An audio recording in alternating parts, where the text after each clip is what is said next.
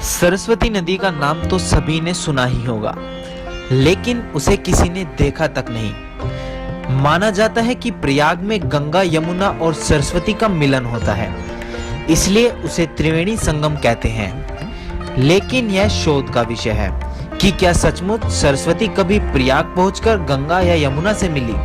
सरस्वती नदी के बारे में अक्सर कुछ सवाल खड़े हो जाते हैं। क्या कभी सरस्वती नदी का अस्तित्व था तो इसके पुख्ता सबूत कहाँ हैं? यदि सरस्वती नदी थी तो वह लुप्त क्यों हो गई? क्या सरस्वती नदी कभी गंगा से मिली थी? यदि सरस्वती नदी थी तो उसका इतिहास क्या है?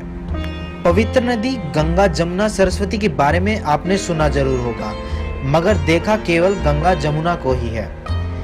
इस स्थान पर आकर सरस्वती नदी गुप्तगामिनी हो जाती है।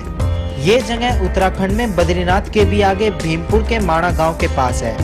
यहीं पर व्यास जी ने महाभारत लिखी थी, मगर सरस्वती नदी के बहाव के शोर से गणेश जी उनको नहीं सुन पा रहे थे, इसलिए व्यास जी ने उसे श्राप दिया और वो धरती के अंदर ही लुप्त हो गई। मजे की बात यह है कि ये आप सरस्वती नदी को लुप्त होते हुए अपनी आंखों से देख सकते हैं। आइए हम आपको भी दिखाते हैं यह दृश्य, जिसे आपने आज तक कभी नहीं देखा होगा।